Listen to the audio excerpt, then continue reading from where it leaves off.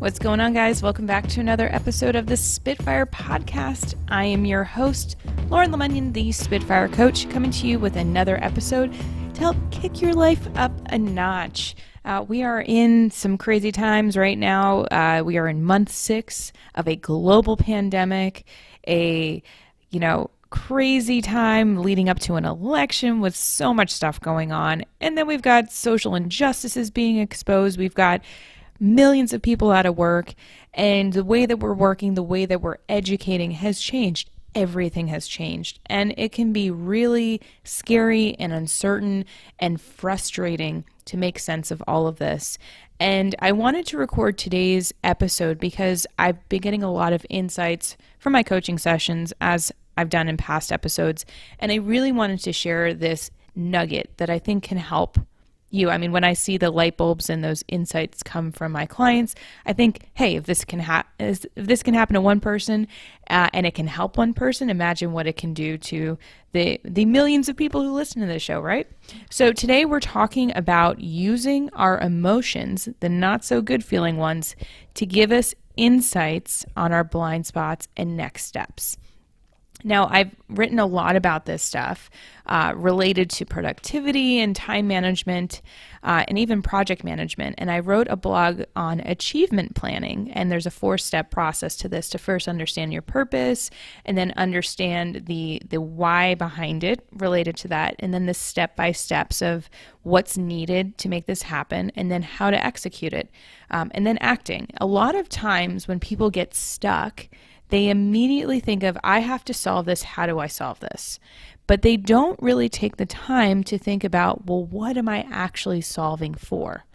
What is the problem? What do I want? And why do I want it? When we don't have clarity, we jump into this, I got to fix it now, and we end up spending a lot of time and wasting a lot of time trying things out that don't actually work. And I am a huge culprit of this. I am the queen of, let me just fix it. I'll look for a solution later. I do this a lot when I cook, which I guess is like, a creative expression of, I'm just going to throw these ingredients, and if it needs something, then I'll add it later. But that doesn't always work. When we talk about, actual emotional pulls or project management or decision making, if we don't have enough information and we start to act, we lose a lot of insight. We lose a lot of critical information that could help us.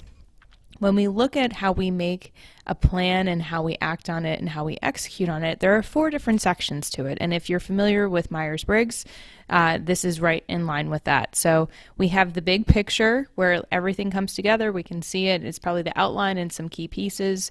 We have the step-by-step. What are the key pieces that need to happen?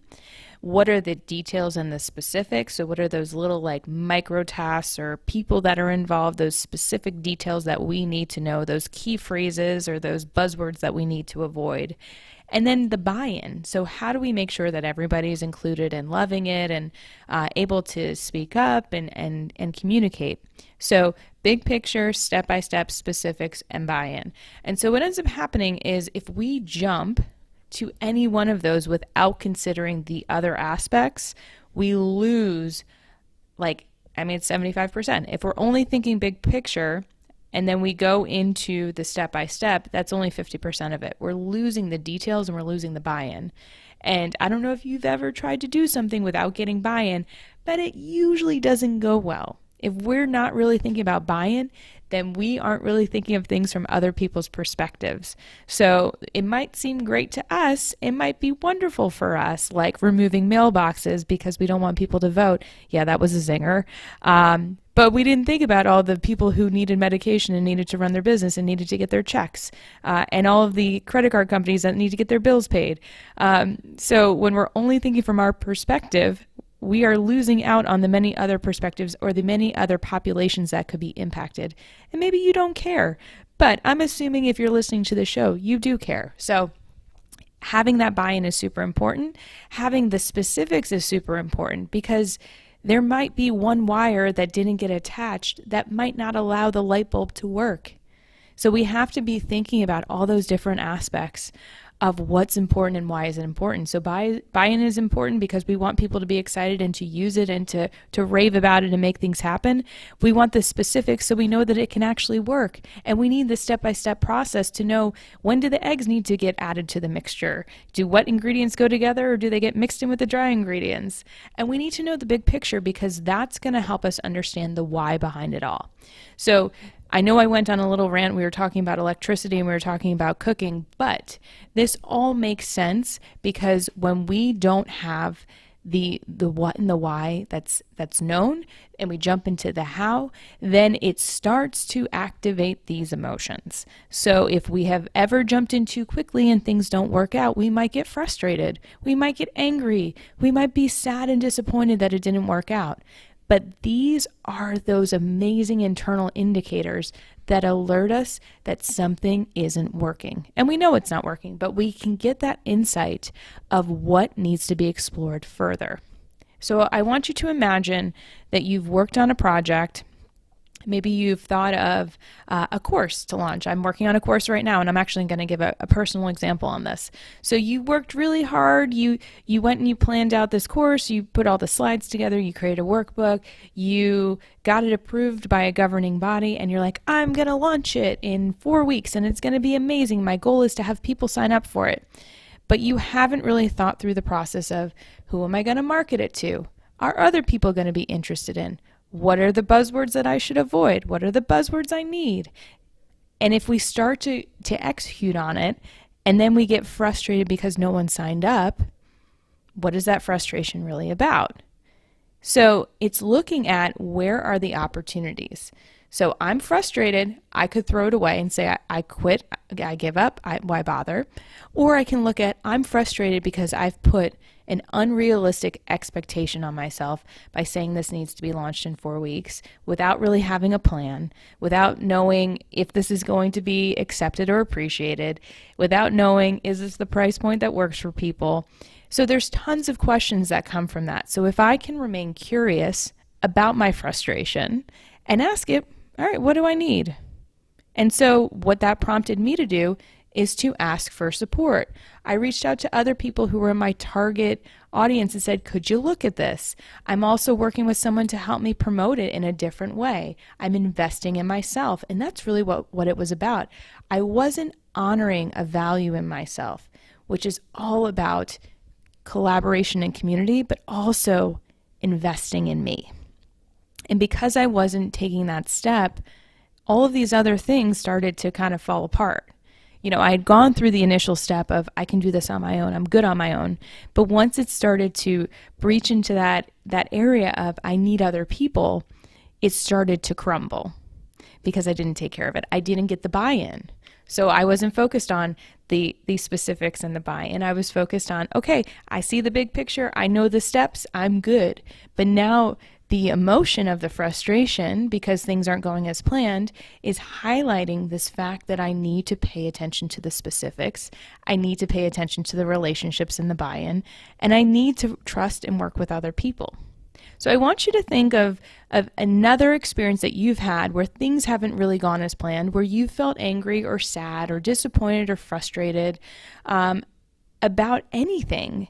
You know, maybe it was something that you were working on creatively. Maybe you were doing a home renovation and you tried to do it on your own. You realized that you needed 3 people to do it. Think about those things. What is it that you need to support yourself? And if you have your own business, you are absolutely going to need other people, and you're going to need to invest in yourself. So whether that's a virtual assistant or someone to do your proofreading or someone to help you with marketing or graphic design, there are things that are naturally outside of your skill set.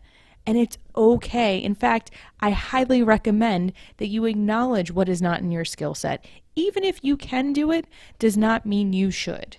You know, there are reasons that there are people who are experts in doing things. I consider myself an expert in helping people make decisions. I sometimes suck at making my own decisions, but that's okay. In fact, what we do best for other people is usually what we suck at doing for ourselves. But it first starts with acknowledging it. Acknowledging what part you might be missing for yourself. If you are a specifics person, you might be missing the big picture. You might be in the weeds so much that you can't pull back and see, how does this fit into my future vision? If you're not good with the step by step, you may want to bring someone in to help build a plan for you and help you initiate the execution. That's where a virtual assistant can really help out. And if you're not great with buy-in, then this is where having someone who really knows people to help you look over things or to have a sounding board can be really helpful. We are only as strong as we allow ourselves to be. And the reason I say this is, if you don't allow yourself to reach outside of yourself, you will be limited by your own capacity, by your own skill set, by your own strengths and talents. So this is an opportunity to take full stock and inventory of what you do best, what you don't do best, and what you need to get rid of, what you need to let go and allow other people to do. So I'm saying this as a reminder to me, and I'm hoping that it resonates with you, to pay attention to your emotions, allow the feels to happen, and get curious about where they're coming from and where those areas of focus and attention need to happen. We have a lot of work to do. We are in this for the long haul. We have no idea what's going to happen in the next month, but we can control what happens with us today. And we can start to make decisions that work for us, that work for our vision, and allow us to move things forward. So I hope this was helpful. If you're like, Lauren, that's not good advice, that was so dumb, I don't care. That wasn't for you anyway. But if it was helpful, let me know. If you have questions about your business, I'm going to be having more experts come on and talk about their own journeys. Feel free to subscribe to the Spitfire podcast on Apple Podcasts, on Spotify. Forward this on to your friends. But you guys, most importantly, keep being awesome.